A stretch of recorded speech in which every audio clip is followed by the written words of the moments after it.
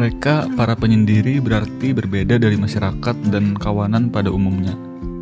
Tidak mengikuti aturan masyarakat, menjadi berbeda dan memegang teguh prinsip dan nilai pribadinya. Mereka menempuh jalan mereka sendiri. Mereka membuat pilihan individu yang unik dalam hidup, tidak terpengaruh akan penilaian orang lain. Mereka hanya mengikuti kompas batin diri mereka, mengikuti definisi mereka sendiri tentang apa yang benar dan salah, tentang apa yang diinginkan dan tidak diinginkan. Cara hidup seperti ini sangat autentik, bahkan menjadi inspirasi bagi semua orang. Namun dilemanya, sebelum dapat sampai di puncak, cara hidup seperti ini akan melalui banyak perlawanan dari masyarakat, menyebabkan seseorang menjadi orang buangan sosial, bahkan bisa bermasalah dengan hukum. Karena alasan itulah, banyak orang lebih memilih mengikuti masyarakat, main aman, menukar jati diri mereka dengan secuil pengakuan dari masyarakat. Sepanjang sejarah, beberapa filsuf telah mengemukakan pendapat tentang konsep ini, dengan sudut pandang yang berbeda-beda dan unik. Salah satu yang paling terkenal adalah Self-Reliance oleh Ralph Waldo Emerson.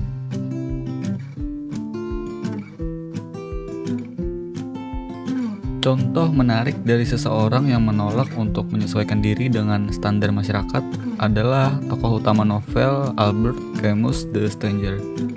Ceritanya terjadi di French Algiers yang menceritakan tentang seorang pria bernama Marcel, seorang penyendiri sejati. Meskipun dia menyukai hal-hal standar seperti berenang, makan, dan keintiman fisik, Marcel tampaknya cukup terpisah dari masyarakat. Ketika ibunya meninggal, dia sepertinya tidak terlalu peduli. Dan keesokan harinya, dia menonton film komedi dengan teman kencannya, rekan kerja Mary. Lalu ketika Mary memintanya untuk menikah setelah beberapa pertemuan, dia dengan acuh tak acuh langsung setuju. Marcel juga memiliki teman bernama Raymond. Dia sangat tidak bermoral dan kejam. Suatu ketika, Raymond bahkan melecehkan majikannya sendiri, seorang wanita Arab. Saat Marcel dan Raymond berjalan di pantai, mereka bertemu dengan saudara laki-laki wanita itu, ditemani oleh pria Arab lainnya, dan sebagai pembalasan atas apa yang telah dia lakukan pada saudaranya, pria itu menikam lengan dan wajah Raymond. Setelah Raymond dirawat dan sembuh, dia kembali ke pantai dengan membawa pistol. Marcel yang melihat kemudian mengambil pistol dari Raymond dan menyuruhnya untuk pulang. Marcel lalu melanjutkan perjalanannya di pantai sendirian dan bertemu dengan pria Arab itu. Saat pria Arab itu menodongkan pisau ke arahnya, Marcel menembaknya 5 kali. Dan dalam buku yang ditulis, Marcel tidak menyebutkan motifnya apa. Marcel tidak menunjukkan penyesalan atas kejahatannya dan menolak untuk meninggalkan ateismenya untuk memeluk agama. Dia tidak menangis di pemakaman ibunya dan pergi menonton film komedi setelah ibunya meninggal. Orang menyimpulkan dia adalah pembunuh yang kejam yang berhati dingin. Meskipun dia membunuh seseorang, dia tidak terlalu peduli akan hal itu. Orang-orang mungkin salah memahami tidak pedulinya sebagai gejala kejahatan. Di akhir cerita, Marcel menyadari bahwa alam semesta tidak ada artinya sebelum dia dieksekusi, memberinya rasa kebebasan dan kedamaian batin. Marcel, sang penyendiri, adalah orang yang aneh, menentang norma sosial, dan menyesal menjadi dirinya sendiri. Dia tampaknya tidak mengikuti etika baik dan jahat, dan tidak mengikuti dorongan hati dan perasaannya. Dia diisolasi dari masyarakat, dan dia adalah seseorang non-konformis. Dia berbeda, tapi tidak merasa perlu untuk menyesuaikan dirinya dari masyarakat. Sampai kematiannya, dia tetap setia pada dirinya sendiri, dengan merangkul kesia-siaan dirinya. Dan dia menciptakan tujuan dari semua yang dia lakukan, yaitu untuk menikmatinya. Inti dari buku The Stranger bukanlah untuk membenarkan pembunuhan, tetapi untuk menunjukkan bagaimana masyarakat mengutuk seseorang yang menolak untuk memainkan peran yang sama dengan masyarakat. Ketidaksetujuan dari masyarakat sering dialami oleh mereka yang mengikuti jalan mereka sendiri. Ketidaksetujuan itu dapat menyebabkan ejekan, pengucilan, tuduhan, bahkan bermasalah dengan hukum. Bukan hanya karena seseorang itu beda dari yang lain, tetapi karena masyarakat cenderung salah menafsirkan orang yang tidak seperti mereka. Tapi apakah ketidaksetujuan dari masyarakat ini menjadi alasan kita untuk menyesuaikan diri dengan mereka? Filsuf Emerson tidak berpikir demikian.